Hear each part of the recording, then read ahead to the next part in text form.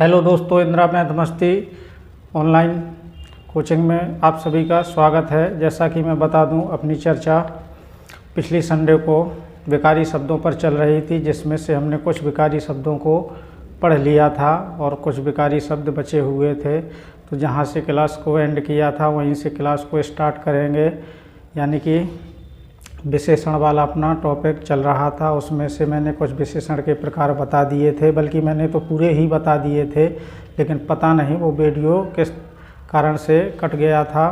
तो इस वजह से जहाँ तक बता दिए थे उससे आगे क्लास को स्टार्ट करेंगे, यानी कि अपनी चर्चा दोस्तों किस पर चल रही थी, विकारी शब्दों पर। एक बार मैं पीछे की क्लास को रिपीट कर दूँ। विकारी शब्द, उसमें से विकारी शब्द मैंने बताए थे कितने होते हैं, 4। संज्ञा, दूसरा सर्वनाम, इनकी दोस्तों हम चर्चा कर चुके हैं बहुत अच्छे से, यहाँ चर्चा अब नहीं करेंगे। और विशेषण, और चौथा क्या बताया था, क्रिया, जो कि क्रिया पर चर्चा नहीं हुई थी। तो आज क्रिया को भी बहुत अच्छे से दोस्तों डिटेल से पढ़ने वाले हैं। और विशेषण में भी मैं कुछ प्रकार बता रहा था। जैसे पहला प्रकार मैंने आपको गुणवाचक विशेषण बताया था, तो इसके बारे में चर्चा हो चुकी थी। दूसरा संख्यावाचक विशेषण, संख्यावाचक विशेषण, तो इसकी भी चर्चा हो चुकी थी। तीसरा था परिमाणवाचक विशेषण, क्योंकि मैंने इसके आपको कितने प्रकार बताए थे, 5 प्रकार बताए थे, तो इस पर भी चर्चा कर चुके थे। चौथा था संकेतवाचक विशेषण, या इसी को सार्वनामिक भी बोल देते थे, सार्वनामिक विशेषण। तो इसके बारे में कुछ चर्चा हो पाई थी, बल्कि ये पूर्णतः समाप्त नहीं कर सके। और लास्ट था व्यक्तिवाचक विशेषण, मैंने यही उम्मीद है आपको लिखाया था। तो आज इनके बारे में भी चर्चा करेंगे, और संकेतवाचक के बारे में भी, और व्यक्तिवाचक के बारे में भी। फिर इसके बाद अपन विशेषण की अवस्थाओं को देखेंगे। विशेषण की अवस्थाओं को पढ़ने के बाद क्रिया पढ़ेंगे, क्रिया के प्रकार पढ़ेंगे, सब प्रकार के। तो दोस्तों मैं एक बार थोड़ा क्लास को चेक कर लूँ कहीं रुक तो नहीं गई है, जो पिछली क्लास जैसा फिर से हम सभी को दिक्कत का सामना करना पड़े। उम्मीद है अपनी क्लास बढ़िया तरीके से चल रही है। अब मैं आपको विकारी शब्द पढ़ा रहा था, उसमें से विशेषण के प्रकार चल रहे थे, और हम उसमें से भी चौथे प्रकार के बारे में चर्चा कर रहे थे, यानी कि विकारी शब्द। और विकारी शब्द में भी क्या पढ़ रहे थे हम, विशेषण के प्रकार। उसमें से कौन सा विशेषण का प्रकार था, चौथा, जिसको हम सांकेतिक विशेषण। थोड़ा स्पीड से पढ़ेंगे, नहीं क्लास बहुत ज़्यादा लंबी हो जाती है। या सार्वनामिक विशेषण बोलते हैं चौथे प्रकार को। वहीं से क्लास को आगे बढ़ाएंगे। तो मैंने बताया था इसमें, जैसे एक मैंने आपको जब सर्वनाम पढ़ाया था, तो उसमें भी सर्वनाम है, वो सर्वनाम बताया था आपको कौन कौन से हो सकते हैं। जैसे यह, वो, ये, वो शब्द ऐसे आते थे। तो उसमें पुरुषवाचक सर्वनाम में भी होता था और निश्चयवाचक सर्वनाम में भी। लेकिन पुरुषवाचक में क्या आते थे, किसी पुरुष का बोध कराते थे या व्यक्ति का, ये बोल दें। और जबकि उसमें निश्चयवाचक में किसी स्थान का बोध कराते थे। और मैंने विशेषण में भी बताया था, जैसे किसी संज्ञा के तुरंत बाद शब्द लिख दिया जाए। जैसे लिख दूँ मैं, यह पुस्तक मेरी है, तो ये पुस्तक, ये क्या हुई, संज्ञा। इसके तुरंत बाद ये शब्द लिख दिया, तो ये शब्द क्या हो गया अपना, यानी कि क्या हो गया, सार्वनामिक विशेषण। क्या होगा, सार्वनामिक या संकेतवाचक सार्वनामिक विशेषण। या मैं और एग्जाम्पल देना चाहूँ तो और एग्जाम्पल क्या लिख सकता हूँ, यह घर मेरा है, यह।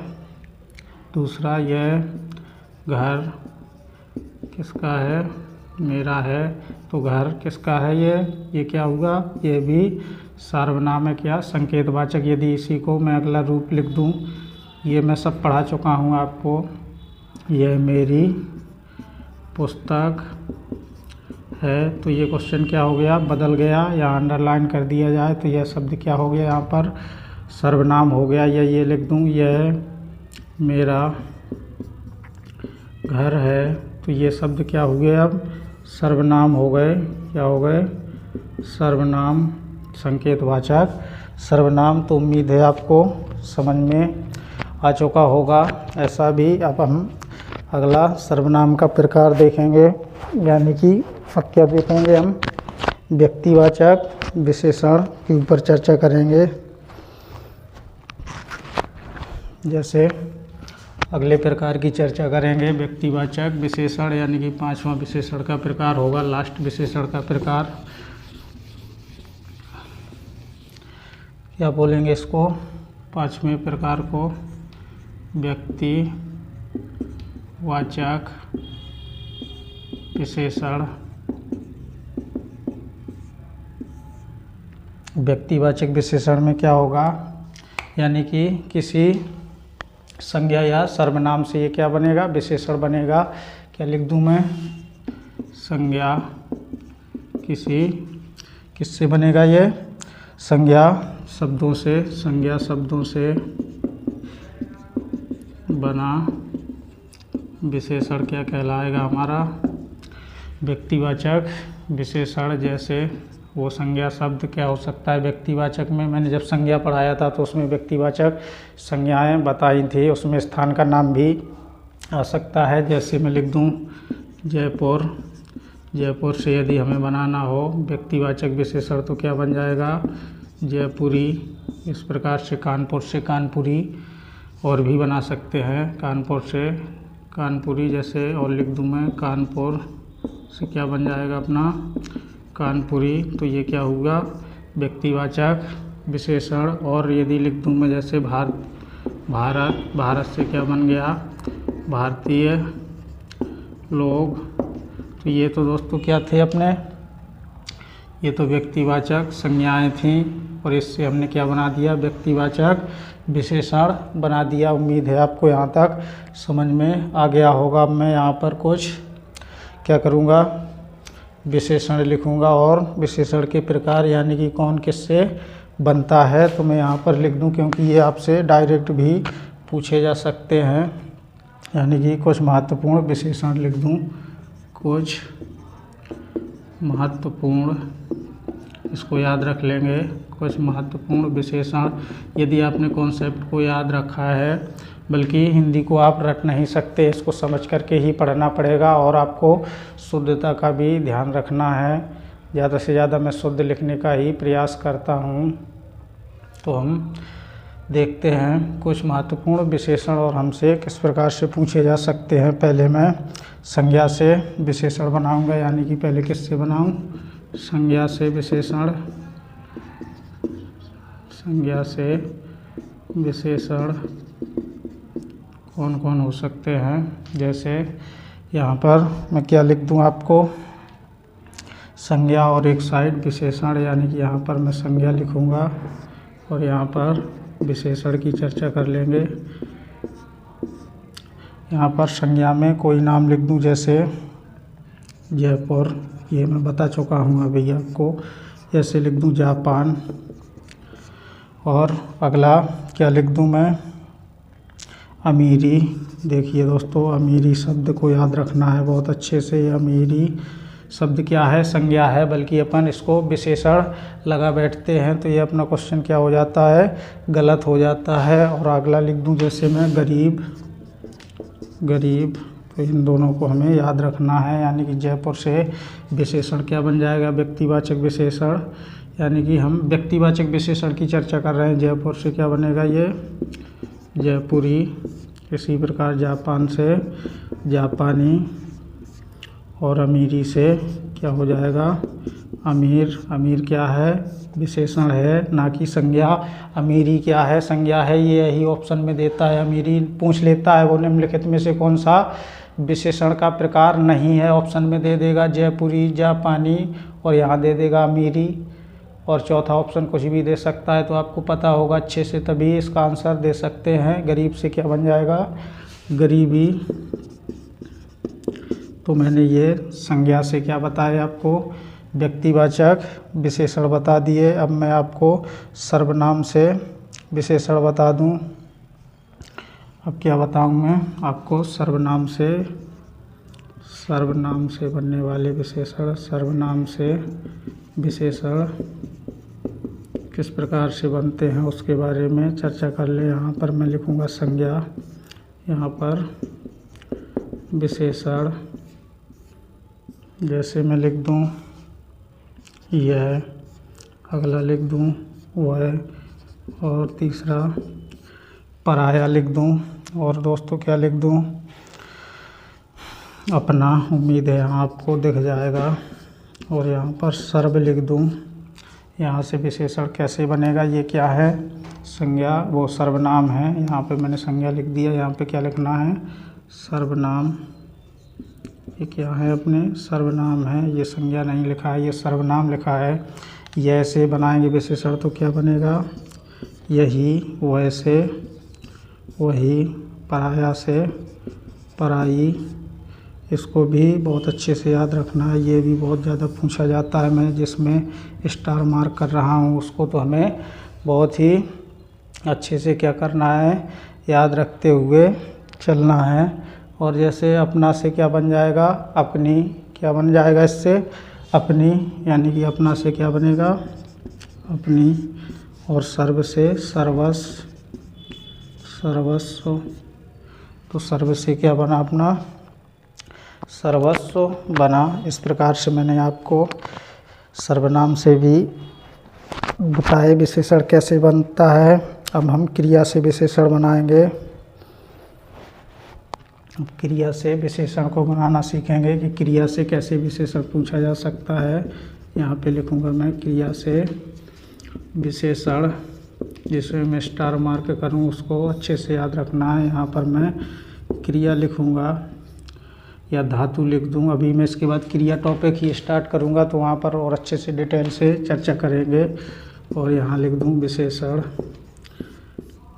जैसे क्रिया में अगला, जैसे क्रिया लिख दूँ कोई, पढ़ना या लड़ना या खेलना। दोस्तों मूल धातु में ना प्रत्यय जोड़ने से ही क्रिया का निर्माण होता है। अभी सिर्फ इतना ही जाने कि इसके बाद अपना टॉपिक क्रिया का ही आने वाला है, तो उसको और अच्छे से डिटेल से चर्चा करेंगे। जैसे अगली क्रिया लिख दूँ मैं हंसना, तो इससे विशेषण किस प्रकार से बनेगा, जैसे पढ़ना से क्या बन सकता है, ये पढ़ाकू, लड़ना से लड़ाकू, खेलना से खिलाड़ी, ये विशेषण हैं दोस्तों। हंसना से हंसोड़ा। इस प्रकार से आपको याद रखना पड़ेगा। अब मैंने क्रिया से बता दिए, अब मैं आपको अव्यय से भी परिचय करा दूं, यानी कि अव्यय से विशेषण बनाएंगे। किस प्रकार से हमसे पूछे जा सकते हैं। इधर मैं अव्यय शब्द लिखूँगा कुछ, जिनका कोई फर्क नहीं पड़ता अव्यय पर, अव्यय का किसी वाक्य पर कोई फर्क नहीं पड़ता। अभी हम अव्यय भी पढ़ेंगे, अव्यय को ही निपात बोलते हैं। ये सभी एग्जाम में आने वाले क्वेश्चन है। आपको थोड़ी थोड़ी बातों को सुनते हुए चलना है और क्लास को भी शेयर करते रहना है। तो अव्यय से मैं क्या बना रहा हूँ, विशेषण। मैं एक साथ ही आपको सब कुछ उपलब्ध कराना चाहता हूँ। जैसे लिख दूँ ऊपर, पीछे, आगे। देखिए मैंने बताया आपको कि अव्यय जो शब्द है, अव्यय का किसी वाक्य में प्रयोग करने से कोई फर्क नहीं पड़ता कि वो पुल्लिंग शब्द है या स्त्रीलिंग। जैसे राम के पीछे कोई व्यक्ति है या कुछ है, या सीता के पीछे कुछ है, तो इस पर कोई फर्क नहीं पड़ रहा है वाक्य पर। तो इससे ऊपर से क्या बन जाएगा, अपना विशेषण ऊपरी हो जाएगा। और आगे से अगाड़ी, पीछे से पिछाड़ी, तो इसके बारे में भी लिख सकते हैं। ऊपर से क्या हो जाएगा, ऊपरी। कौन सा विशेषण बनेगा, ऊपरी। पीछे से पिछाड़ी, और आगे से अगाड़ी, अगाड़ी। तो उम्मीद है आपको समझ में आया होगा ये विशेषण का प्रकार। तो अपना विकारी शब्दों में से 3 विकारी शब्दों पर बहुत अच्छे से डिटेल से चर्चा हो चुकी है। अब हम अगले विकारी शब्द के ऊपर चर्चा करेंगे, यानी कि अब हम कहाँ की ओर बढ़ेंगे, क्रिया की ओर। तो दोस्तों, क्रिया को पढ़ने से पहले विशेषण में से जो कुछ अवस्थाएं बची हुई हैं उसको ही ख़त्म कर दें, फिर इसके बाद क्रिया पर चर्चा करेंगे। अब थोड़ा विशेषण की अवस्थाएं पढ़ लेंगे, क्योंकि यहाँ से भी क्वेश्चन पूछा जाता है। यहाँ से आपसे क्वेश्चन पूछे जा सकते हैं। मैं उन सभी टॉपिक को बहुत ही अच्छे से डिटेल से कंप्लीट कराने का प्रयास कर रहा हूँ, तो आप क्लास को ज़्यादा से ज़्यादा लोगों तक पहुँचाते रहिए और बहुत ही अच्छी तरीके से क्लास को समझते हुए चलिएगा। आज हम सभी विकारी शब्दों पर बहुत अच्छे से चर्चा कर लेंगे। अगला हम पढ़ेंगे विशेषण की अवस्थाएं। क्या पढ़ेंगे? विशेषण की अवस्थाएं। विशेषण की कितनी अवस्थाएं होती हैं? 3। पहली मूलावस्था, मूलावस्था सीधा संधि रूप लिख दूं। दूसरा उत्तरावस्था, उत्तरावस्था। तीसरा उत्तमावस्था, उत्तमावस्था। तो पहला तो क्वेश्चन आपसे यही पूछा जा सकता है, निम्नलिखित में से कौन सी विशेषण की अवस्था नहीं है? तो ये 3 आपको याद होगा, तभी आप चौथी बता पाएंगे कि ये नहीं है। तो पहला पूछने का तो ये तरीका होगा, और अगला आगे हमसे किस किस टाइप में क्वेश्चन पूछे जा सकते हैं उसके बारे में हम धीरे धीरे चर्चा करते रहेंगे। तो अब हम मूलावस्था की ओर बढ़ेंगे, यानी कि पहला प्रकार पढ़ेंगे हम मूलावस्था। मूलावस्था किसे कहते हैं? मूलावस्था के लिए क्या लिख दूं मैं? यानी कि अन्य किसी संज्ञा या सर्वनाम, अन्य किसी संज्ञा या सर्वनाम से कोई तुलना नहीं होगी, यानी कि हम ये किसी से तुलना नहीं करेंगे, कोई तुलना नहीं। यानी कि विशेषण कैसा होगा? सीधा मैं लिख सकता हूँ, विशेषण कैसा होना चाहिए मूलावस्था में। अभी बहुत से लोगों को समझ में नहीं आया होगा कि कैसे अन्य किसी संज्ञा या सर्वनाम से तुलना नहीं, यानी कि जैसा है मूलावस्था में हम उसको वैसा ही रखेंगे। जैसे मैं लिख दूँ मोहन होशियार है, इसके लिए एग्जाम्पल लिख दूँ मोहन। क्या लिख दूँ? मोहन होशियार है। तो मैंने किसी से तुलना नहीं की कि मोहन किससे होशियार है। तो उम्मीद है आपको समझ में आ गया होगा कि अन्य हम किसी संज्ञा या सर्वनाम से तुलना नहीं कर रहे हैं, सीधा मैंने लिख दिया कि मोहन होशियार है। तो वो किससे होशियार है या नहीं है, तो मैंने ऐसी चर्चा नहीं की, तो किसी से तुलना नहीं, यानी मूलावस्था में ही विशेषण है। कैसा है? होशियार है मूलावस्था में। जैसे और भी लिखना चाहें अपन तो और भी लिख सकते हैं एग्जाम्पल, जैसे दूसरा और एग्जाम्पल यदि आप जोड़ना चाहें, आप अपनी मर्ज़ी से कितने भी एग्जाम्पल जोड़ सकते हैं, बस कॉन्सेप्टों को याद रखना है। जैसे लिख दूँ राम चालाक है। तो कौन चालाक है? राम। किससे चालाक है ये अपन को नहीं बताया गया है, तो ये कैसी है? मूलावस्था है। और अगली अवस्था अब हम पढ़ेंगे कौन सी? उत्तरावस्था। या दूसरा मैंने क्या लिखा था आपको? उत्तरावस्था ही लिखा था। तो अगली चर्चा करेंगे उत्तरावस्था की। उत्तरावस्था में क्या होगा? इसमें किसी संज्ञा सर्वनाम से तुलना नहीं थी, इसमें 2 संज्ञा या सर्वनाम से क्या करेंगे हम? तुलना। सर्वनाम से क्या कर देंगे? तुलना कर देंगे। तो उम्मीद है आपको यहाँ तक समझ में आ गया होगा। या ये कह दूँ मैं कि ये अवस्था बनाने के लिए, यह अवस्था यदि हमें बनाना हो उत्तरावस्था, तो यह अवस्था कैसे बनाएंगे? यह अवस्था बनाने के लिए क्या होगा? विशेषण से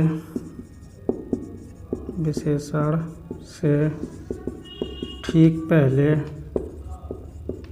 ठीक पहले क्या लगा देंगे, से लगा देंगे।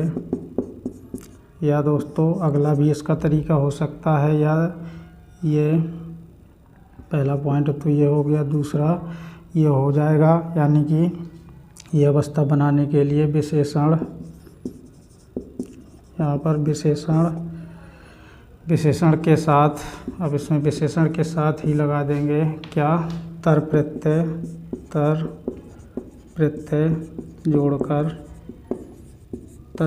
जोड़कर भी हम क्या बना सकते हैं, उत्तरावस्था बना सकते हैं। जैसे इसका भी एग्जाम्पल देख लें।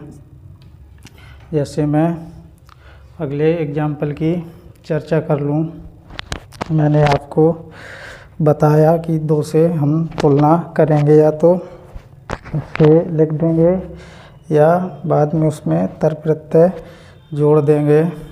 जैसे लिख दूँ मैं लघु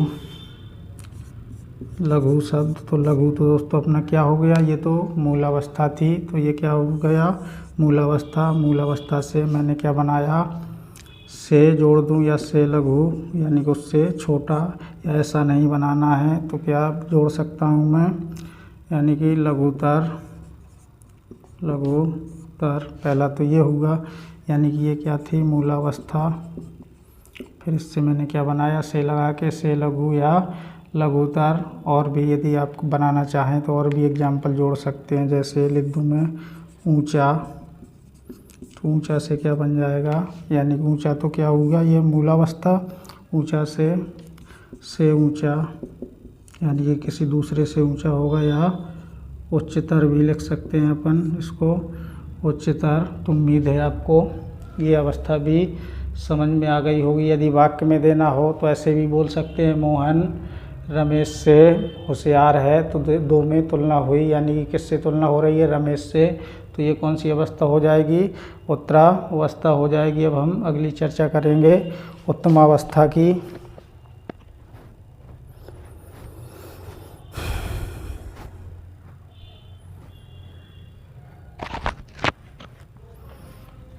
यानी कि अगली अवस्था देखेंगे अब हम उत्तमावस्था। यहाँ से क्वेश्चन पूछे जा सकते हैं कि उत्तरावस्था में कौन सा प्रत्यय जोड़ा जाता है, या उत्तमावस्था में कौन सा प्रत्यय जोड़ा जा सकता है। और ऐसा शब्द देकर भी आपसे पूछा जा सकता है विशेषण की कौन सी अवस्था है या नहीं है। अगला प्रकार पढ़ रहे हैं हम तीसरा, उत्तमावस्था, यानी कि सबसे उत्तम होगा, यानी कि एक की तुलना क्या होगी, सभी से होगी। एक की तुलना किससे करेंगे हम, सभी से। शॉर्ट में लिख रहा हूँ सभी से, यानी किस सभी से, संज्ञा से या सर्वनाम से। या ये लिख दें, यह अवस्था बनाने के लिए क्या करेंगे, यह अवस्था बनाने के लिए क्या करें, उसमें विशेषण से ठीक पहले हम क्या जोड़ते थे, से शब्द को जोड़ते थे, और इसमें सबसे जोड़ेंगे। यह अवस्था बनाने के लिए विशेषण से ठीक पहले क्या जोड़ देंगे, सबसे। इस पे अंडरलाइन कर रहा हूँ, इसको याद रखना है। सबसे शब्द जोड़ देते हैं, या यह तरीका हो सकता है। ये अवस्था बनाने के लिए विशेषण के साथ क्या कर दें हम, यानी कि तम प्रत्यय जोड़ देंगे विशेषण के साथ। कौन सा प्रत्यय, तम प्रत्यय। तम, जैसे उसमें तर प्रत्यय जोड़ते थे, इसमें तम प्रत्यय जोड़कर शब्द क्या कर देंगे अपन, बना देंगे। उम्मीद है आपको यहाँ तक समझ में आ गया होगा। अब इसके भी एग्जाम्पल देख लें। मैं तीनों एक साथ बता दे रहा हूँ। जैसे पहले मूलावस्था लिखूँ मैं, ऊंचा शब्द को ही, तो ऊंचा, तो ये शब्द मूलावस्था हो गया। इससे हमने पहले क्या बनाए, उत्तरावस्था, यानी कि क्या कर दें, इसमें से जोड़ दें, तो से ऊंचा हो जाएगा। तो ये कौन सी अवस्था हो गई, उत्तरावस्था। और उत्तरावस्था से हम उत्तमावस्था में पहुंचना चाहें तो क्या जोड़ेंगे, सबसे ऊंचा, यानी कि ये सबसे ऊंचा होगा, सभी से तुलना हो रही है, तो ये अपना क्या हुआ, उत्तमावस्था। मैं एक बार फिर लिख रहा हूँ यहाँ पर उत्तमावस्था। और यदि ये पूछा जाए तो क्या है, उत्तरावस्था। और ये शब्द पूछा जाए तो उत्तमावस्था, उत्तमावस्था। पहला तो ये हो गया तरीका बनाने का, यानी कि विशेषण से ठीक पहले आप जोड़ रहे हैं। आपसे किस प्रकार से पूछा जा सकता है और इसी को और किस प्रकार से बना सकते हैं, प्रत्यय ही जोड़ करके, तो ऊंचा तो ज्यों का त्यों रहेगा क्योंकि ये मूलावस्था है। तो यहाँ से क्या हो जाएगा, तर प्रत्यय जोड़ना। देखिए इसी में सब शब्दावलियाँ छिपी हुई हैं, तर प्रत्यय, तो क्या हो जाएगा उच्चतर, और यहाँ पर क्या हो जाएगा उच्चतम। तो ऐसा आपको समझ में आ गया होगा इसको और किस टाइप में लिखा जा सकता है। तो उम्मीद है आप कितने भी तरीक़ों से बना सकते हैं कोई भी शब्द। जैसे मैं और भी आपको शब्द लिख दूं, एक दो और अच्छे से क्लियर हो जाएगा। जैसे मैं निम्न शब्द लिख रहा हूं, निम्न ये क्या हो गई, मूलावस्था। इससे हमने उत्तरावस्था में पहुँचे, तो क्या बनाएंगे, से निम्न। या इसी को मैं क्या लिख सकता हूँ, देखिए मैं यहीं पे लिखे दे रहा हूँ, से निम्न या निम्नतर। और इससे यदि हम उत्तमावस्था की ओर जाएं तो से निम्न हो गया, और इससे सबसे निम्न ऐसा भी बना सकते हैं, सबसे निम्न। या इसी को क्या बोल सकता हूँ मैं, निम्नतम, निम्नतम।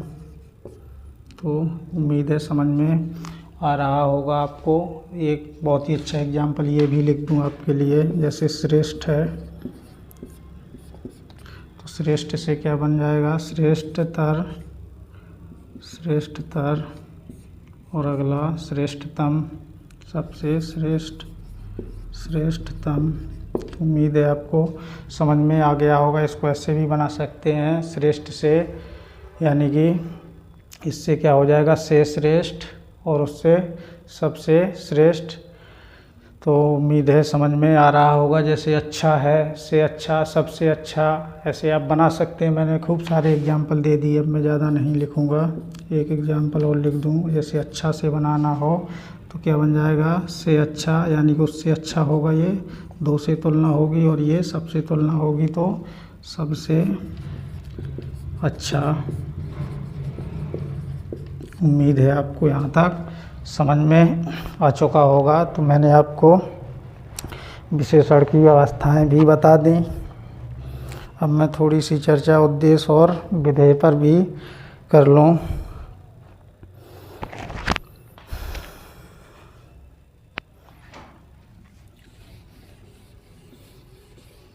यहाँ से भी कभी कभी क्वेश्चन पूछ लिया जाता है, तो इसको भी क्यों छोड़ें, 2 लाइन का है और क्वेश्चन हमें पूछ लिया जाता है तो हम गलत कर बैठते हैं।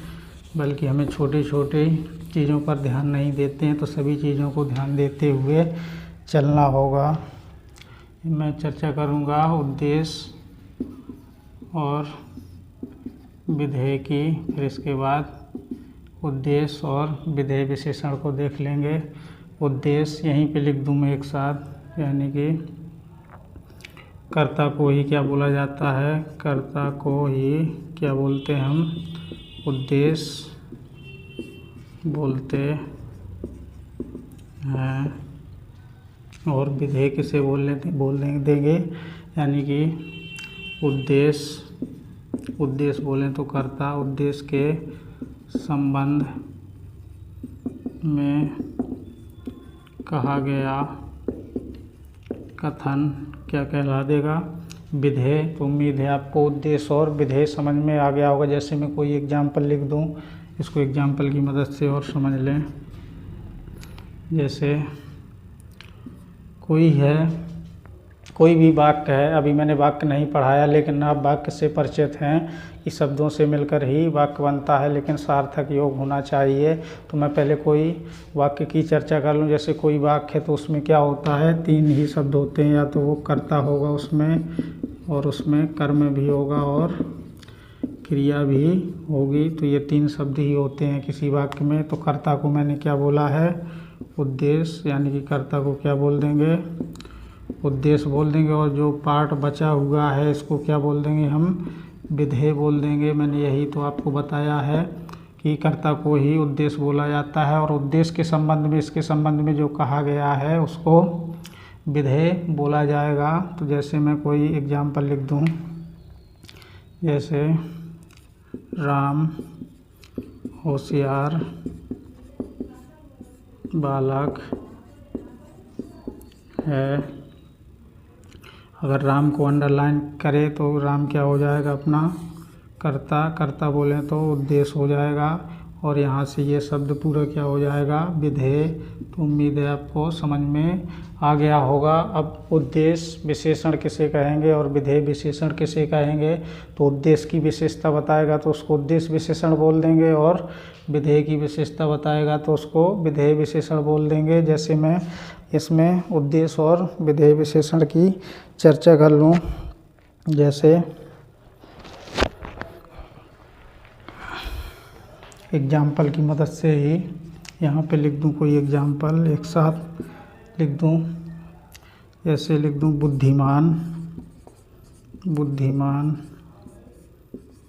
खूब बड़ा एग्जाम्पल लिखूँगा, बुद्धिमान बालक धार्मिक पुस्तकें पढ़ता है। यहाँ पर हमसे यदि इसको अंडरलाइन करें तो ये तो अपना क्या हुआ, कर्ता, कर्ता बोलें तो उद्देश्य। और इसी को क्या बोलते हैं हम, ये भी बोल सकते उद्देश्य है तो उद्देश्य को ही, उद्देश्य में कर्ता होता है, कर्ता में क्या होता है, या तो वो संज्ञा शब्द होगा या फिर क्या शब्द हो जाएगा, सर्वनाम शब्द हो जाएगा। तो मैं इसको उद्देश्य को ही क्या बोल सकता हूँ कि उद्देश्य में ही संज्ञा शब्द भी हो सकता है या सर्वनाम, क्योंकि कर्ता क्या होगा, या तो संज्ञा शब्द या सर्वनाम। ये कॉमन सेंस वाली बातें हैं, ये मुझे नहीं बताना चाहिए। ये बालक की विशेषता क्या है कि कैसा है बालक, बुद्धिमान है। तो ये क्या हुआ, कौन सा विशेषण हुआ, ये उद्देश्य विशेषण हुआ, क्योंकि कर्ता की विशेषता बता रहा है। तो ये क्या हो गया, उद्देश्य विशेषण। आपसे ये एग्जाम में क्वेश्चन पूछे जाते हैं, यदि इसको अंडरलाइन करेगा तो उद्देश्य विशेषण। और पढ़ना तो क्या हुई है, क्रिया, और पुस्तक क्या हुआ, कर्म, क्योंकि मैंने बताया कि कर्ता हो सकता है कर्म, तो ये तो कर्ता हो गया, और ये कर्म, ये क्रिया, और ये अन्य शब्द हैं। और अन्य शब्द में क्या है, यदि इसको अंडरलाइन करे वो धार्मिक को, आपसे धार्मिक शब्द पूछ ले तो धार्मिक क्या है, ये कैसा है, किसकी विशेषता है, ये विधेय की। तो क्या हो जाएगा, ये विधेय विशेषण। ये क्या हुआ, विधेय विशेषण शब्द हुआ। अब इसकी मदद से आप और भी एग्जाम्पल बना सकते हैं। मैं ज़्यादा एग्जाम्पल नहीं लिखवाऊंगा, सिर्फ कॉन्सेप्ट की चर्चा करूंगा। यदि मैं ऐसे बहुत सारे एग्जाम्पल लिखाने लगा तो वो क्लास कभी ख़त्म नहीं होगी, ऐसे ही चलती रहेगी। जैसे एक एग्जाम्पल और दे दूं तो आपको और अच्छे से समझ में आ जाएगा। जैसे लिख दूं, चालाक बालक भाग गया। देखिएगा, यदि इसको अंडरलाइन करें तो चालाक क्या है, ये किसकी विशेषता है, ये बालक तो क्या था अपना कर्ता, कर्ता बोलें या इसी को उद्देश्य बोलें तो कोई फर्क नहीं पड़ेगा, या कर्ता है या उद्देश्य है। और ये उद्देश्य की विशेषता है कि कैसा है बालक, चालाक, तो कैसा है, ये उद्देश्य विशेषण हो गया। उद्देश्य विशेषण। मैं ज़्यादा राइटिंग बना के नहीं लिखूंगा, नहीं तो मुझे बहुत अच्छे से आता है बनाना, उसके चक्कर में रहा तो वो हिंदी कभी पूरी नहीं ख़त्म हो पाएगी। अभी मैं हिंदी को आपको एक एक बार और पढ़ाऊंगा, तो वहाँ पर आप डिटेल से पढ़ना। तो एक एक टॉपिक करीब 8-8 10-10 दिन तक चलेगा। वहाँ पर अपन और अच्छे से डिटेल से चर्चा करेंगे, क्योंकि अभी बच्चों का एग्ज़ाम लगा हुआ है, तो उसको ध्यान देते हुए हम क्लास को थोड़ा स्पीड से बताने की कोशिश कर रहे हैं। और इसमें भाग गया, तो ये तो भागना तो क्रिया हो गई, इसमें विधेय विशेषण तो है नहीं है। अब मैं यदि आपसे और भी अच्छा एग्जाम्पल लिख दूं जिसमें आपको कन्फ्यूजन होती है, जैसे लिख दूं मैं, श्याम क्या है, होशियार है। देखिए कितना अच्छा एग्जाम्पल लिख रहा हूँ। श्याम होशियार है, और यदि इसको अंडरलाइन कर दिया, होशियार शब्द क्या है ऑप्शन में दे दिया आपको, उद्देश्य विशेषण, विधेय विशेषण, और तीसरा ऑप्शन दे दिया दोनों, चौथा दे दिया उपयुक्त में से कोई नहीं। तो बताइएगा क्या है। तो आप सोच रहे होंगे कि ये क्या है, उद्देश्य विशेषण है, पर ऐसा नहीं है, क्योंकि ये उद्देश्य से पहले तो आया नहीं, ये उद्देश्य के बाद ही आया है। तो क्या हो जाएगा, ये विधेय विशेषण हो जाएगा। क्या हो जाएगा, ये विधेय विशेषण। तो इससे हमने क्या सार निकाला, देखिए मैं एक ही बात में पूरा क्लास का सार दे रहा हूँ। जो मैंने अभी तक आपको उद्देश्य और विधेय विशेषण पढ़ाया उसको अच्छे से सुन लीजिए। देखिए पूरा सार है 2 लाइनों में, या तो आप नोट करके लिख सकते हैं, मैं नहीं लिखाऊंगा, मैं सिर्फ बोल के ही बताऊंगा। आप भी थोड़ा मेहनत करिए, आपको सब कुछ परसा हुआ हलवा नहीं है कि जो मिल जाएगा, आपको भी मेहनत करनी पड़ेगी तभी नौकरी मिल पाएगी। और सबसे पहले तो आपकी ये पता होना चाहिए अपना सिलेबस के बारे में कि हमारे सिलेबस में है क्या, नहीं तो आप ऐसे ही पढ़ते रहेंगे, कभी भी टॉपिक ख़त्म नहीं होंगे, वो ऐसे ही चलते रहेंगे। तो आपको सबसे पहले सिलेबस के बारे में जानकारी होनी चाहिए कि हमारे सिलेबस में क्या है क्या नहीं है। सबसे बड़े तो इसी अंधकार में लोग रहते हैं। तो मैंने आपको एक ही क्लास में मैं सार दे रहा हूँ। यदि कर्ता से पहले विशेषण है, देखिए कर्ता से, ये कर्ता था, इससे पहले विशेषण है तो वो किस में गिना जाएगा, उद्देश्य विशेषण में। यदि कर्ता के बाद विशेषण है तो वो विधेय विशेषण में गिना जाएगा। उम्मीद है अब आपको कन्फ्यूजन नहीं होगी। यानी कि कर्ता से पहले विशेषण आए तो वो उद्देश्य विशेषण में, और कर्ता के बाद आए तो वो विधेय विशेषण में। तो ये कर्ता के बाद आया है विशेषण। विशेषण मैंने पढ़ा दिया है आपको, अब आप यहाँ नहीं पूछ सकते विशेषण क्या है, तो पीछे की क्लास को देखिएगा तब आपको समझ में आएगा विशेषण क्या है, ये किसकी विशेषता बता रहा है। तो समझ में आ चुका होगा। अब मैं अगले विकारी शब्द की चर्चा करूँगा, क्रिया की, क्योंकि ये टॉपिक भी बहुत बड़ा है क्रिया का।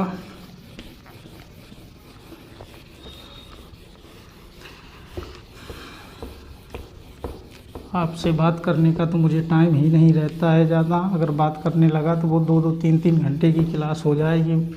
आप जब लिखने बैठते होंगे तो 1.5 घंटे में पता चलता होगा, आपके हाथ भी दर्द करने लगते होंगे कि कितना सारा मैंने लिखा दिया। तो अगले विकारी शब्द की चर्चा करेंगे, लास्ट विकारी शब्द और चौथा विकारी शब्द क्या है अपना, क्रिया। तो थोड़ा क्रिया को समझ लेंगे, क्रिया क्या है, इसकी परिभाषा में बात पे जाएंगे। जैसे दोस्तों अपनी हिंदी थी, पीछे की क्लासों से जोड़ना स्टार्ट करूंगा मैं। हिंदी थी अपनी, तो हिंदी की उत्पत्ति किससे हुई थी, मूल भाषा बोले तो संस्कृत। लेकिन कुछ लोग बोलेंगे सर आपने संस्कृत तो लिखाया नहीं, आपने तो सौश्रेणी अपभ्रंश से लिखाया। तो मैंने इसका खूब अच्छे से डिटेल दिया था, मैं उसी की बार बार चर्चा नहीं करते रहूँगा, क्योंकि ये दूसरी तीसरी बार बता रहा हूँ मैं। यदि मैं इसी को बताऊँगा तो ये मेरी मूर्खता होगी, क्योंकि संस्कृत से उत्पत्ति हुई, लेकिन वो नज़दीकी ऑप्शन था, इस वजह से सौश्रेणी अपभ्रंश में पहुँच जाते हैं, उससे से ये बिगड़ते हुए रूप है। तो जब ये संस्कृत से हुई है तो संस्कृत से क्रिया की भी उत्पत्ति हुई होगी। तो जिसको संस्कृत में देखिएगा, संस्कृत में इसको क्या बोलते हैं, क्रिया को धातु बोलते हैं। इंग्लिश में बोलें तो इसको वर्ब बोलते हैं, लेकिन इंग्लिश की चर्चा नहीं करेंगे। संस्कृत में धातु से हुई है, यानी कि क्रिया शब्द की उत्पत्ति संस्कृत के मूल शब्द, इसका मूल शब्द क्या है, धातु।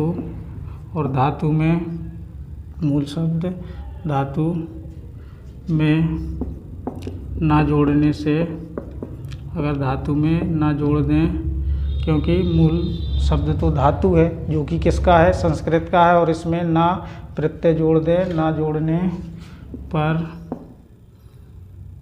संस्कृत में के मूल धातु में ना जोड़ने पर क्या बनती है, क्रिया बनती है। जैसे यानी कि कोई धातु है, एक बार समझ लें, धातु में मैंने ना जोड़ दिया प्रत्यय।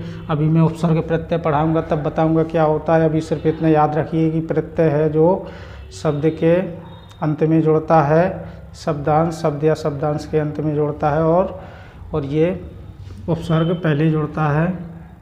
तो धातु से बनाएंगे तो क्या बन जाएगा, ये धातु ना शब्द बन जाएगा। जैसे धातु की बात करें, जैसे पठ, पठ का क्या हुआ, अर्थ क्या होता है, पढ़ना। पढ़ में क्या जोड़ दिया मैंने, ना, तो क्या बन गया, पढ़ना। लिख धातु, लिख धातु में ना प्रत्यय जोड़ा तो क्या बन गया, लिखना। एक बार समझ लेंगे अच्छे से, ना प्रत्यय जोड़ करके ही मैं बना रहा हूँ। जैसे हस धातु, हस धातु में क्या जोड़ दिया मैंने, ना प्रत्यय, तो क्या बन गया, हंसना। और इस प्रकार से खेलना, कीड़ धातु है, कीड़ से खेलना बना। तो इस प्रकार से उम्मीद है आपको यहाँ तक समझ में आ गया होगा। तो इससे क्या पता चल रहा है हमें, यानी कि इसमें पढ़ने का कार्य हो रहा है और लिखने का, हंसने का। तो इसमें क्या हुआ, कार्य का होना पाया जाए। देखिए आपको बुक्सों में, बहुत सारी बुक्सों में परिभाषा पढ़ने को मिलेगी कि वाक्य में कार्य का करना या होना पाया जाता है, पाया जाए तो उसे क्या बोलते हैं, क्रिया बोलते हैं। तो इसके लिए क्या वाक्य लिखना ज़रूरी था। अभी तो हम वाक्य पर पहुँचे नहीं हैं, तो वाक्य की हम कैसे चर्चा करेंगे, तो वाक्य की चर्चा नहीं कर पाएंगे, क्योंकि क्रिया है तो ये अपने आप में शब्द है। जब शब्द का टॉपिक चल रहा है और इस शब्द के अंतर्गत विकारी शब्दों को पढ़ रहे हैं, उनमें से विकारी शब्द कितने होते हैं, 4 होते हैं। तो ये भी विकारी शब्द है, तो शब्द भी लिख सकते हैं, और शब्द भी ना लिखना हो तो इसके लिए वाक्य की कोई आवश्यकता भी नहीं है कि आप वाक्य को ही लिखिए। यदि मैं इस वाक्य को हटा दूं तो क्या बन जाएगा, कार्य का करना या होना पाया जाए। तो उसे देखिए वाक्य इसमें क्या हो रहा है, कार्य का करना या होना पाया जा रहा है, यानी कि पढ़ना, लिखना, खेलना। इस प्रकार से अब हम क्रिया के भेद पढ़ेंगे। पहले अब हम क्रिया के भेद कर्म के आधार पर देखेंगे। क्रिया का टॉपिक चल रहा है, इस क्रिया को ख़त्म करेंगे आज, और विकारी शब्दों को भी एंड करेंगे। यानी कि मैं आपको बता रहा हूँ क्रिया के प्रकार या भेद किसके आधार पर, कर्म के आधार पर। यहाँ पे लिख दें, अभी मैं कर्म के आधार पर बता रहा हूँ। कर्म के आधार पर क्रिया के भेद तो कितने होते हैं, 2। वो कौन कौन से, सकर्मक क्रिया। यहाँ से क्वेश्चन आपसे बहुत पूछे जाते हैं और लोगों को बहुत कन्फ्यूजन होती है, तो आज मैं आपकी वो कन्फ्यूजन भी दूर करूँगा कि कब सकर्मक है और कब अकर्मक क्रिया है। तो ये पहला प्रकार, और ये दूसरा प्रकार, इसी में अर्थ छिपा हुआ है। सकर्मक क्रिया यानी कि सा कर्म, यानी कि कर्म सहित होना चाहिए। इसमें क्या होगा, कर्म सहित होगा। और अकर्मक में यानी कि कर्म रहित होगा, इसमें कर्म क्या होगा, नहीं होगा। यानी कि यदि वाक्य में कर्म है तो वो सकर्मक, या क्रिया का प्रभाव किस पर पड़े, कर्म पर, तो वो सकर्मक, और क्रिया का प्रभाव यदि कर्म पर ना पड़े तो वो क्या हो जाएगा, अकर्मक क्रिया हो जाएगी। अब मैं एक एक की चर्चा करूँगा। पहले हम अकर्मक क्रिया को पढ़ें, बाद में सकर्मक क्रिया को पढ़ें तो ज़्यादा बेहतर रहेगा, क्योंकि सकर्मक क्रिया थोड़ी डिटेल से चर्चा करनी पड़ेगी और अकर्मक क्रिया की थोड़ी में ही ख़त्म कर देंगे। तो पहले हम अकर्मक क्रिया को देख लें। यदि आप बनाना चाहें तो कोई बात नहीं, आगे पीछे लिख गया है, उससे कोई दिक्कत नहीं है। अकर्मक क्रिया, क्योंकि इसको जल्दी ख़त्म करके सकर्मक क्रिया पर चर्चा करेंगे। मैंने इसके लिए क्या बताया, ये क्या होगा, कर्म रहित होगा, या क्रिया का प्रभाव, क्रिया का प्रभाव किस पर, कर्म पर नहीं पड़ेगा, कर्म पर नहीं पड़ता, ऐसा लिखा मैंने। यानी कि इसमें क्या होगा, कर्म नहीं होगा और क्रिया का प्रभाव भी किस पर नहीं पड़ेगा, ये कर्म पर नहीं पड़ेगा। जैसे कोई भी एग्जाम्पल लिख दूँ मैं, जैसे देखिएगा उदाहरण, जैसे चलना, दौड़ना। अभी मैं पहचानना बताऊंगा, इसको कैसे पहचानेंगे। हंसना, रोना, और क्या लिख दूँ मैं, बहुत सारे एग्जाम्पल हैं। जैसे लिख दूँ नहाना, नहाना, उठना, बैठना। इस प्रकार से बहुत सारे शब्दों को आप जोड़ सकते हैं।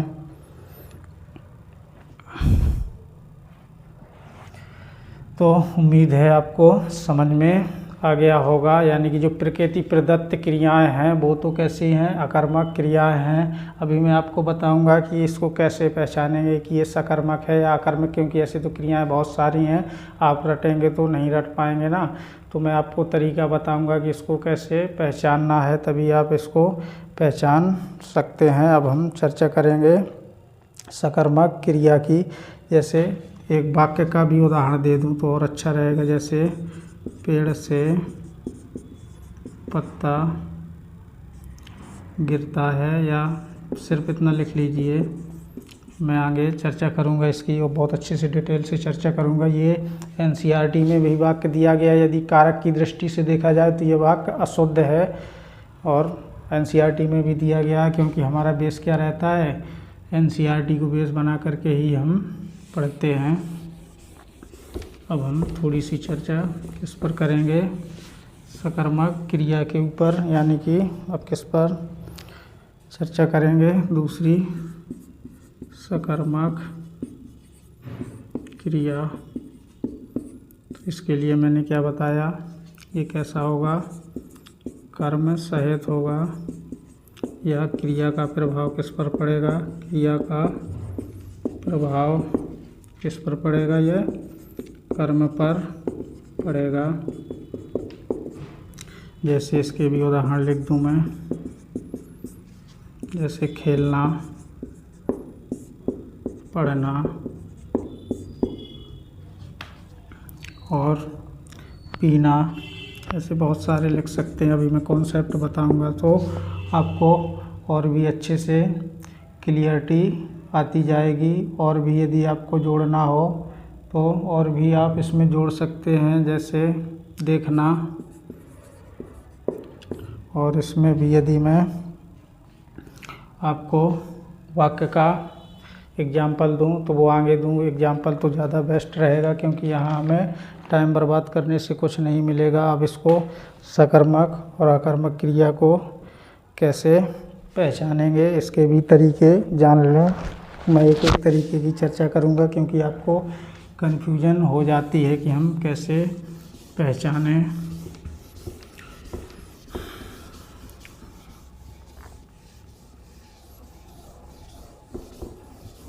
अब मैं चर्चा करूँगा सकर्मक और अकर्मक क्रिया को पहचानने के नियम। सकर्मक और या अकर्मक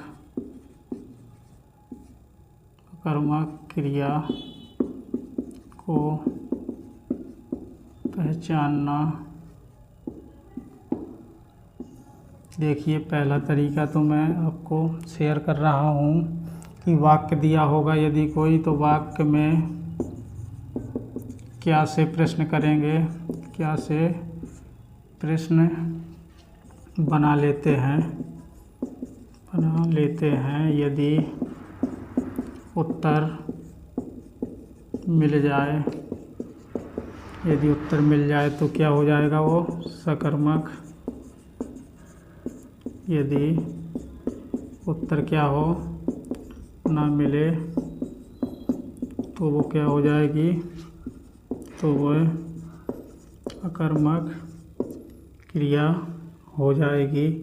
जैसे उदाहरण लिख दूँ मैं, आपको देखना, राम रोता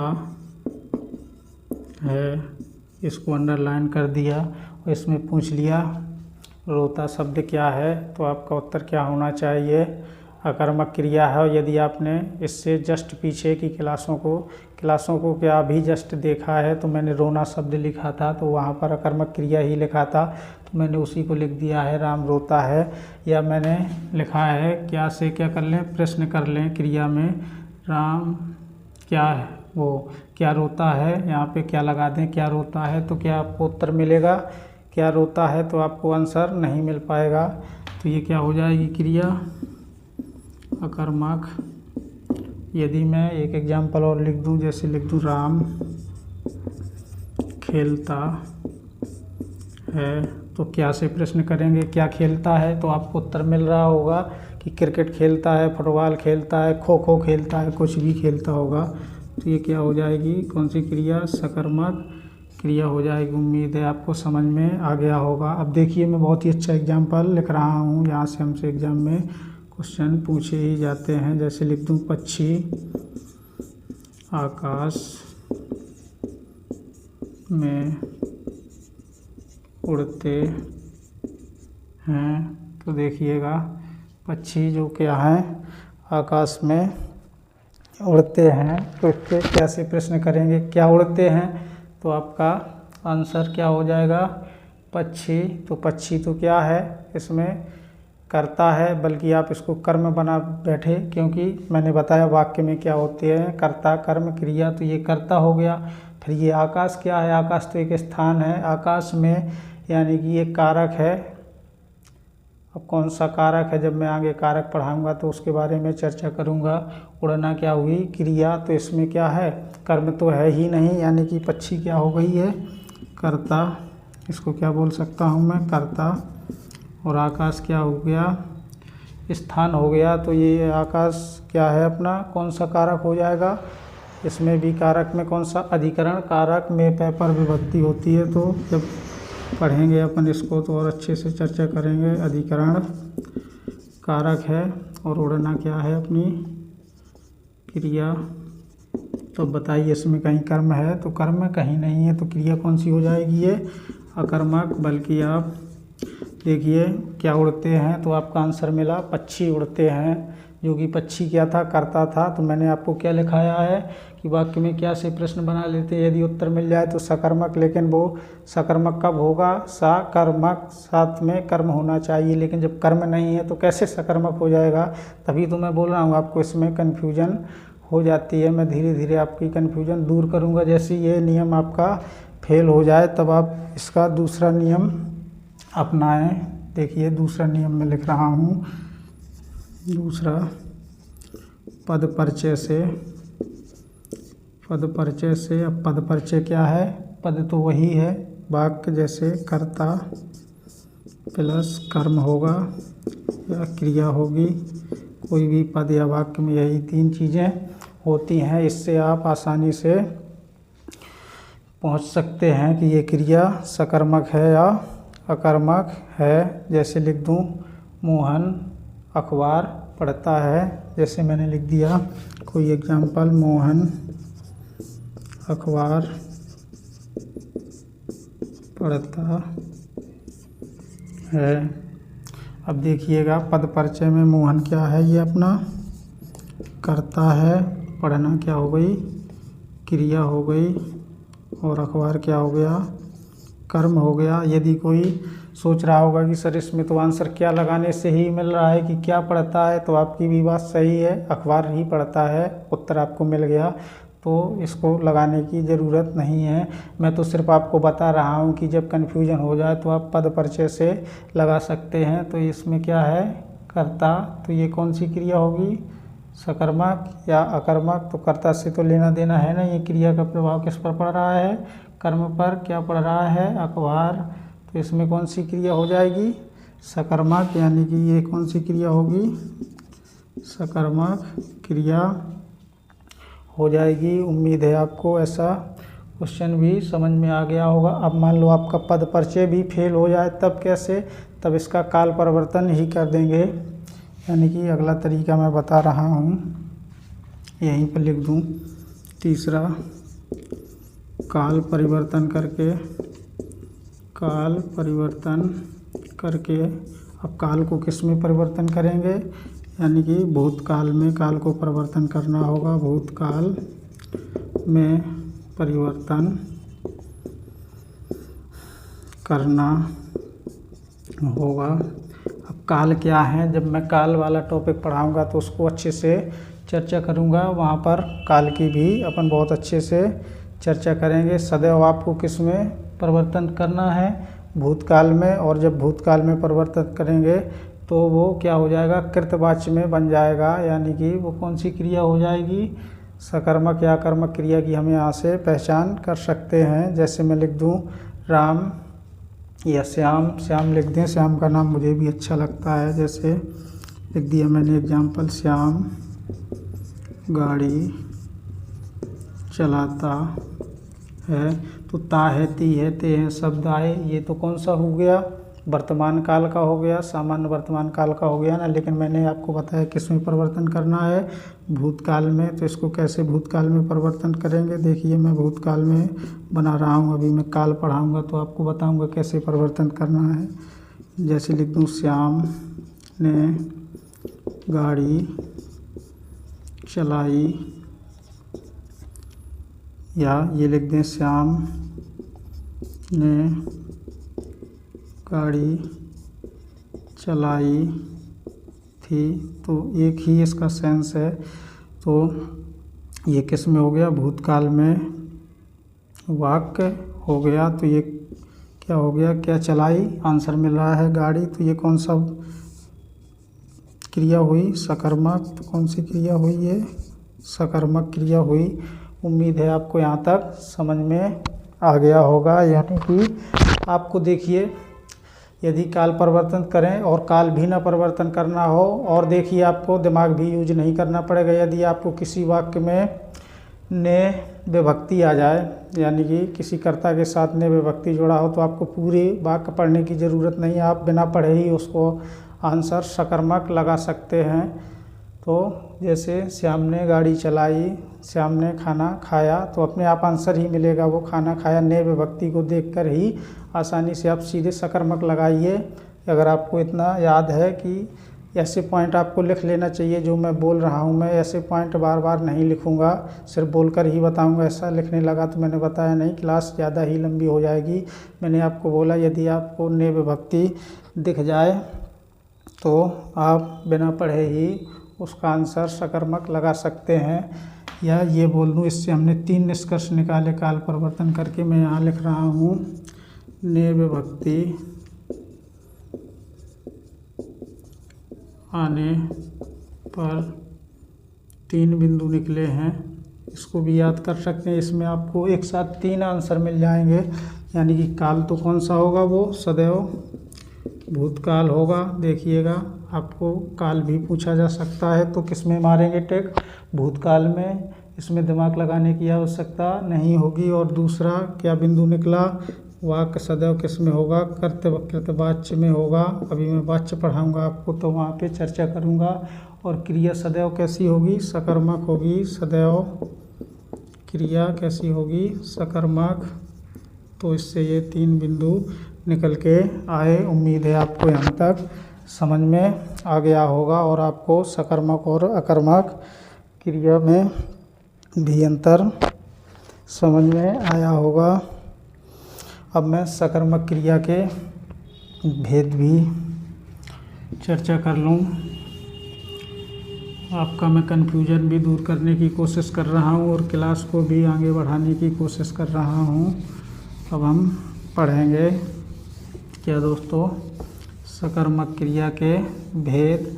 क्योंकि सकर्मक है तो इसमें कर्म भी होंगे। अब कितने कर्म होंगे, एक कर्म होगा या 2 कर्म होंगे। यदि एक कर्म होगा तो उसको एक कर्मक बोल देंगे, और 2 कर्म होगा तो उसको द्विकर्मक बोल देंगे। तो एक कर्मक और द्विकर्मक के एग्जाम्पल भी देख लें, क्योंकि हमसे एग्जाम में तो परिभाषा पूछने वाला नहीं है, पूछेगा तो सिर्फ एग्जाम्पल ही। तो एग्जाम्पलों के ऊपर चर्चा करेंगे। अब हम पढ़ रहे हैं सकर्मक क्रिया के भेद। तो कितने मैंने बताए, 2। कौन कौन से, पहला तो एक कर्मक, यहीं पे मैं बता दूंगा एक साथ। यहाँ पर द्विकर्मक। तो इसके एग्जाम्पल लिखने से पहले मैं एक बार क्लास को चेक करना चाहूँगा, कहीं क्लास रुक तो नहीं गई है, जो मैं यहाँ पर पढ़ाता रहूँ और क्लास रुक जाए, अपनी पूर्णतः क्लास भी संपन्न न हो पाए। तो अब धीरे धीरे क्लास को आगे बढ़ाते रहेंगे। जैसे मैंने लिखा एक कर्मक, यानी कि एक कर्मक में ही अर्थ निकल के आ रहा है। इसमें कितने कर्म होगा, एक कर्म होगा तो उसको एक कर्मक, और द्विकर्मक में कितने कर्म होंगे, दो कर्म होंगे तो उसको द्विकर्मक। अब जैसे इसका उदाहरण भी देख लें एक कर्मक का। जैसे एक कर्मक के लिए मैं क्या बोल दूँ, अध्यापक ने छात्रों को हिंदी पढ़ाई, ऐसा भी बोल सकता हूँ, या अध्यापक ने हिंदी पढ़ाई, ऐसे लिख दें या ऐसे लिख दें। देखिए पहला एग्जाम्पल, अध्यापक ने हिंदी पढ़ाई। देखिएगा अध्यापक तो क्या हो गया, ये कर्ता, और ने विभक्ति है तो वो तो अपने आप पता चल रहा है कि सकर्मक ही है। पढ़ना क्या हो गई, क्रिया, और इसमें कर्म क्या हो गया, हिंदी। तो कितना है इसमें कर्म, एक ही कर्म है तो ये क्या हो गया, एक कर्मक क्रिया। जैसे अध्यापक ने छात्रों को पढ़ाया, या ऐसे भी आप बहुत सारे एग्जाम्पल लिख सकते हैं, मैं ज़्यादा एग्जाम्पल नहीं दूंगा। अब द्विकर्मक का भी एग्जाम्पल देख लें। जैसे इसी को लिखना हो, अध्यापक ने छात्रों को हिंदी पढ़ाई। उम्मीद है आपको दिख रहा होगा। देखिए अध्यापक क्या हो गया, कर्ता हो गया, पढ़ना क्या हो गई, क्रिया हो गई, और हिंदी क्या हो गया, कर्म हो गया, और छात्रों को ये भी क्या हो गया, कर्म हो गया। कर्म को द्वितीय विभक्ति है, कर्म कारक है, तो कितने कर्म हुए इसमें, दो कर्म हुए। तो ये क्रिया कौन सी हुई, द्विकर्मक क्रिया हो गई। उम्मीद है आपको समझ में आ गया होगा। अब मैं इसकी थोड़ी एक दो एग्जाम्पल की चर्चा कर लूँ। जैसे एक दो एग्जाम्पल लिख दूँ और आपका कॉन्सेप्ट और भी डेवलप कर दूँ। जैसे राधा गाय को चारा खिलाती है। दूसरा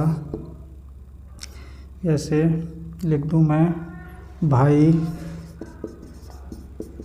बहन को 100 रुपये देता है। तीसरा एग्जाम्पल लिख दूँ, सोहन मोहन को 100 रुपये देता है। आपको बताना है एक कर्मक या द्विकर्मक। और अगला एग्जाम्पल लिख दूँ, मालिक ने नौकर को डांटा। मालिक ने नौकर को डांटा। और अगला प्रकार लिख दूँ, जैसे मैं, न्यायाधीश ने अपराधी को मृत्युदंड सुनाया। न्यायाधीश ने अपराधी को मृत्यु दंड सुनाया। और भी अच्छा एग्जाम्पल लिख दूँ मैं यहाँ पर। मैं अलग एग्जाम्पल इसमें कुछ मैं नया आपको बताने वाला हूँ। जैसे मैं लिख दूँ, राजा ने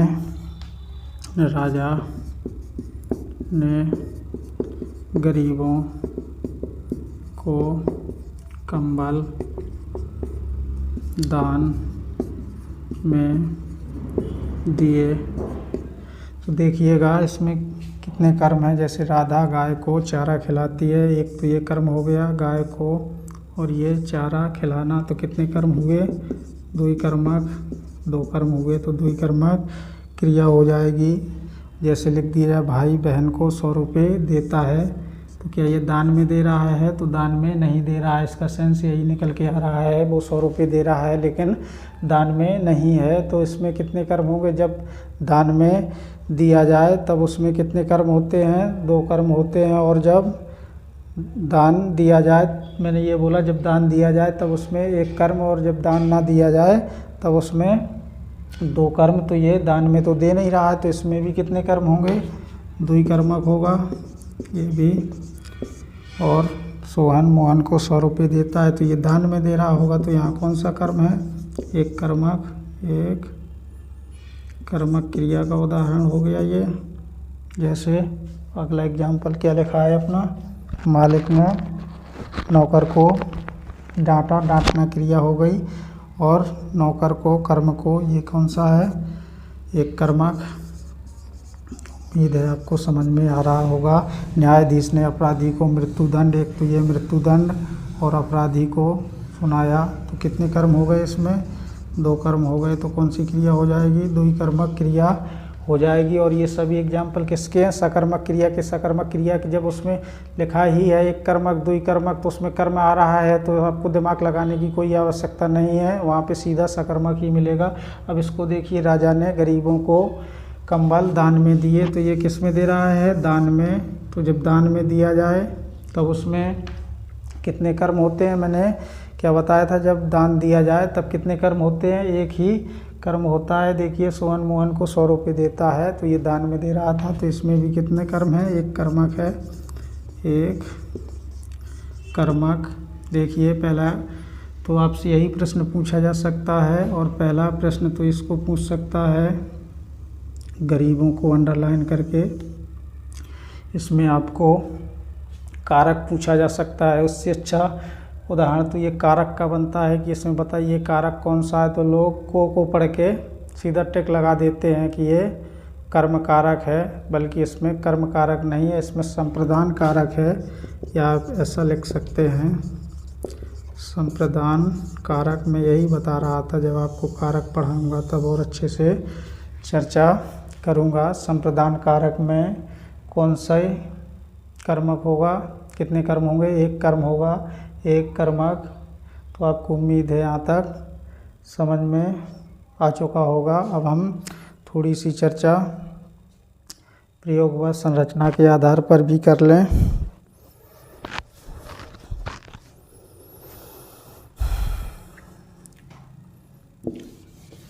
क्योंकि ये टॉपिक भी बहुत बड़ा होने वाला है।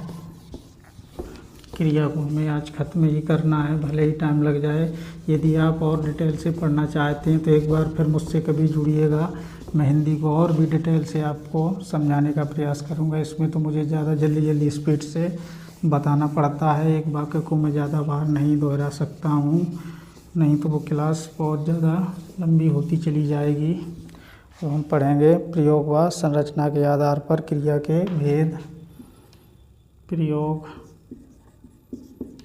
व संरचना के आधार पर क्रिया के भेद। तो देख लेंगे एक बार प्रयोग व संरचना के आधार पर क्रिया के भेद। कोई मन में उसके आ रहा होगा कि 5 होते हैं कि 8 होते हैं, और कब 5 होते हैं कब 8 होते हैं, मैं ये कन्फ्यूजन भी दूर करने वाला हूँ। तो पहले इसको देख लें। प्रयोग संरचना के आधार पर क्रिया के भेद पूछे जाएं तो कितने लगाने हैं? 5। वो कौन कौन से? जैसे मैं आपको लिख दूं, संयुक्त क्रिया, पूर्वकालिक क्रिया और प्रेरणार्थक क्रिया और नाम धातु क्रिया, कृदंत क्रिया। जैसे मैंने क्या लिखा, पहला संयुक्त क्रिया, इसकी चर्चा करेंगे अपन बहुत अच्छे से डिटेल से सभी क्रियाओं की। दूसरा पूर्वकालिक क्रिया, पूर्वकालिक क्रिया। और तीसरा प्रकार मैंने आपको क्या बताया? प्रेरणार्थक क्रिया, प्रेरणार्थक क्रिया। चौथा क्या बताया? नाम धातु क्रिया, यानी कि नाम धातु क्रिया। और 5वां प्रकार क्या बताया? कृदंत क्रिया। तो इस प्रकार से ये 5 प्रकार हुए और इसमें 3 प्रकार और जुड़ जाते हैं तो कितने हो जाते हैं 8। यदि आपसे संरचना के आधार पर पूछा जाए तो कितने लगाने हैं 5 लगाने हैं, और यदि आपसे प्रयोग के आधार पर पूछा जाए तब कितने लगाने हैं 8 लगाने हैं। उसमें कौन कौन सी क्रियाएं जुड़ जाती हैं उसको भी देख लेंगे। जैसे सामान्य क्रिया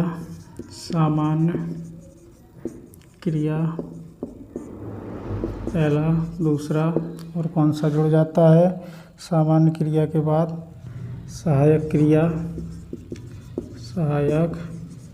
क्रिया, और तीसरा सजातीय क्रिया। उम्मीद है आपको यहाँ तक समझ में आ गया होगा। तो इस प्रकार से टोटल कितनी हुई 8 हुई। जब इसका पूरा पूछ लिया जाए प्रयोगवाद संरचना के आधार पर या प्रयोग के आधार पर क्रिया के भेद तब कितने लगाने 8। यदि संरचना के आधार पर पूछा जाए तो 5। उम्मीद है आपको समझ में आ गया होगा। अब हम एक एक की चर्चा करेंगे। यानी कि पहली कौन सी क्रिया पढ़ेंगे हम, सामान्य क्रिया की बात करेंगे।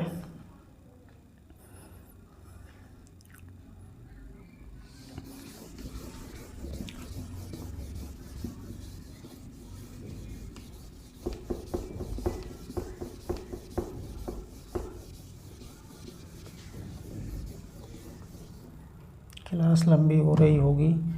पहली क्रिया की बात करेंगे, सामान्य क्रिया। इसमें क्या होगा, सामान्य क्रिया में एक ही कार्य होगा और क्या हो जाएगा, इसमें एक कार्य होगा और क्रियापद भी एक ही होगा, तो वो सामान्य क्रिया हो जाएगी। जैसे यानी कि मैंने क्या लिखा इसमें, एक कार्य हो या एक क्रियापद भी कितना होगा, एक होगा। जैसे सीधे स्पीड से चर्चा करते हुए चलेंगे। मोहन पुस्तक पढ़ता है, तो क्रियापद कितना है इसमें, एक है, पढ़ना, और एक ही कार्य कर रहा है, मोहन पुस्तक पढ़ता है, तो ये कौन सी क्रिया है, सामान्य क्रिया है। अगली चर्चा करेंगे हम संयुक्त क्रिया की, यानी कि अगली चर्चा किस पर करें, संयुक्त क्रिया। देखिए इसी में अर्थ छपा हुआ है, संयुक्त क्रिया, यानी कि इसमें क्रियापद कितने होंगे, 2, यानी कि एक कार्य करने वाला होगा, और क्रियापद कितने होंगे, क्रियापद 2 क्रियापद। तो उम्मीद है आपको समझ में आया होगा। मैं इसका भी एग्जाम्पल दे दूं, यदि जैसे लिख दूं इसका उदाहरण, आपने पाठ पढ़ लिया है, तो देखिए पाठ वो ये तो कर्म हो गया, पढ़ना क्या हो गई क्रिया, और दूसरा क्या हो गया, आपने पाठ क्या कर लिया, पढ़ लिया, तो पढ़ना और लेना ये क्या हो गई क्रिया, ये तो कर्म हो गया, पढ़ा और लिया तो ये क्या हो गया, संयुक्त क्रिया हो गया, एक साथ लिखा गया। या इसी को मैं क्या लिख सकता हूँ, आपने पाठ पढ़ा, इसको इस रूप में भी लिख सकता हूँ, आपने पाठ पढ़ा, तो आपने क्या किया, पाठ पढ़ा, तो इसमें क्या है, ये पढ़ा संयुक्त रूप में आया है, ये किस में है, संयुक्त रूप में। तो उम्मीद है आपको समझ में संयुक्त क्रिया भी आ गई होगी। अब हम चर्चा करेंगे अगली क्रिया की, यानी कि पूर्वकाल क्रिया की।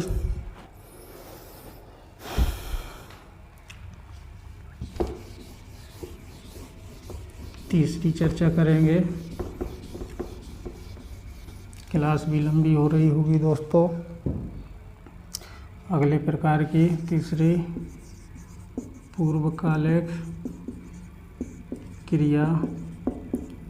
पूर्वकालिक क्रिया में इसमें क्रियापद कितने होंगे, 2, और कार्य भी कितने होंगे, 2, यानी कि क्रियापद कितने, 2, और कार्य भी कितने होंगे, कार्य भी 2 होंगे, लेकिन एक कार्य क्या हो गया होगा, पहले पूर्ण हो चुका होगा, क्योंकि पूर्व लिखा है पूर्वकालिक क्रिया, यानी कि क्या लिख सकता हूँ मैं, लेकिन एक कार्य पहले ही पूर्ण हो चुका होगा, लेकिन ऐसा लिख दें, लेकिन एक कार्य पहले ही पूर्ण हो चुका होगा, तो वो कौन सी क्रिया होगी, पूर्वकालिक क्रिया। जैसे उदाहरण लिख दूं मैं, राम पढ़कर सो गया। देखिएगा, राम ने पहले क्या किया, पढ़ा है, बाद में सोया है, तो आपको इसको अंडरलाइन करके देगा, ना कि सोने को। तो ये कौन सी क्रिया है, पूर्वकालिक क्रिया है, पूर्वकालिक क्रिया। और भी एग्जाम्पल जैसे लिख दें, जैसे लिख दूं, चूहे शेर के, चूहे क्या हो गए, शेर के शरीर पर, शेर के शरीर पर चढ़कर फुदकने लगे। देखिए चूहों की कितनी औकात है, चूहे शेर के शरीर पर चढ़कर, पहले क्या हुए, ये चढ़े, बाद में फुदके, तो ये क्या हुई, पूर्वकालिक क्रिया, पूर्वकालिक क्रिया। उम्मीद है आपको ये भी समझ में आया होगा। अब मैं अगली क्रिया की बात करूँगा, प्रेरणार्थक क्रिया की।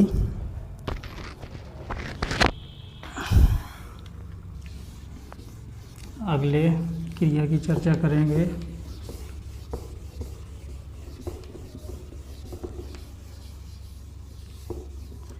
प्रेरणार्थक क्रिया चौथी होगी, प्रेरणार्थक क्रिया।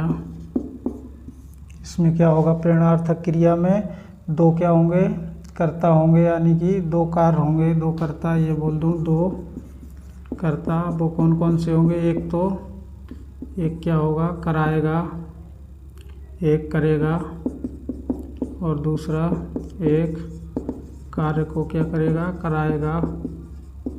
तो इसमें 2 कर्ता होंगे। जैसे लिख दूँ मैं इसका एग्जाम्पल, माँ बेटी से भोजन बनवाती है, यानी कि इसमें मैंने क्या लिखा, 2 कर्ता होंगे, तो माँ हो गया, बेटी हो गई, 2 कर्ता हो गए, और एक कार्य कराएगा, एक करेगा। करने का काम कौन कर रही है, बेटी। भोजन बनाने का करवाना कौन रही है, माता।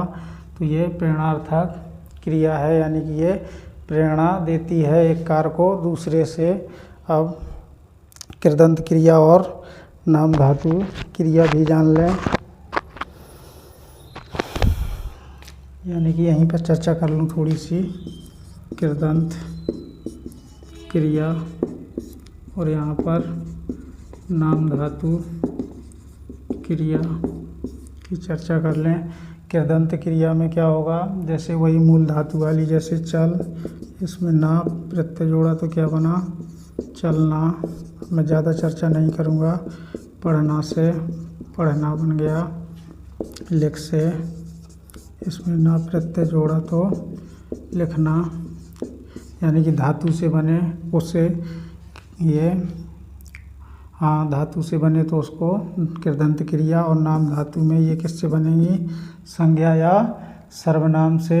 संज्ञा सर्वनाम या इसमें विशेषण भी हो सकता है, यानी कि संज्ञा या सर्वनाम, और क्या हो सकता है, विशेषण।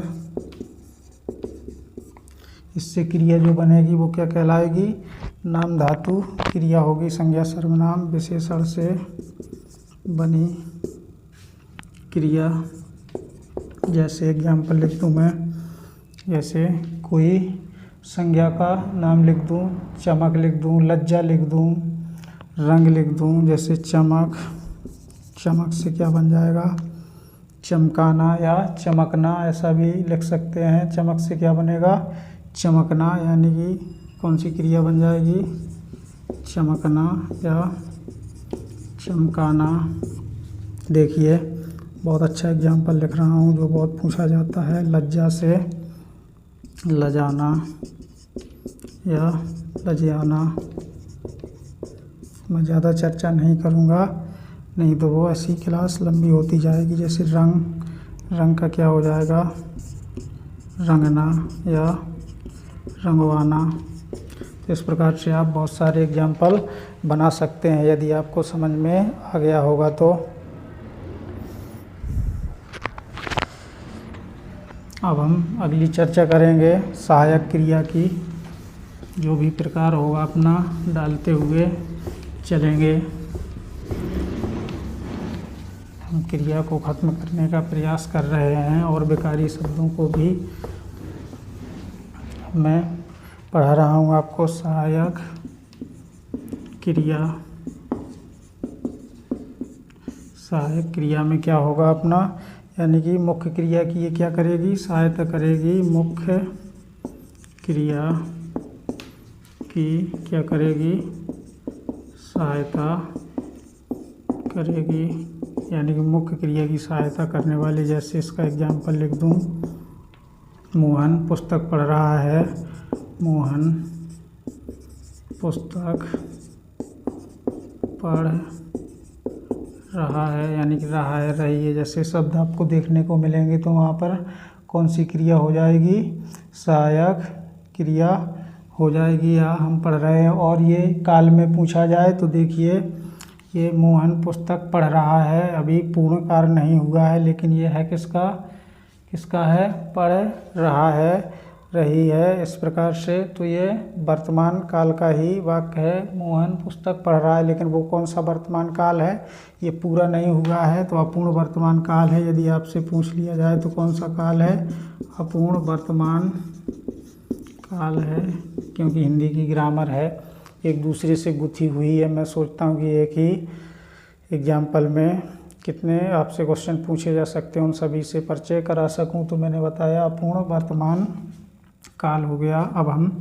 अगली चर्चा करेंगे यानी कि सजातीय क्रिया की। तो उसमें कैसी क्रियाएं आएंगी, समान क्रियाएं आएंगी, यानी कि अगली चर्चा कर रहा हूँ मैं सजातीय क्रिया की, यानी कि इसमें क्रिया कैसी होगी, क्रिया समान रूप से होगी। जैसे मैं लिख दूँ एग्जाम्पल, मैंने चाल चली, तो ये कैसी है, सजाती है। जैसे भारत ने लड़ाई लड़ी, तो ये कैसी क्रियाएं हैं, सजातीय क्रियाएं हैं। अब उम्मीद है आपको यहाँ तक समझ में आ गया होगा और हमने लगभग क्रिया के सभी प्रकारों को भी पढ़ लिया है। तो और हमने लगभग बेकारी शब्दों को भी जान लिया, संज्ञा, सर्वनाम और विशेषण को। जब अब हमारी अगली क्लास होगी तो उसमें हम अबेकारी शब्दों को पढ़ने की कोशिश करेंगे। तो आज के लिए इतना ही। यदि आपको क्लास अच्छी लगती है तो इसको ज़्यादा से ज़्यादा लोगों तक पहुँचाइए।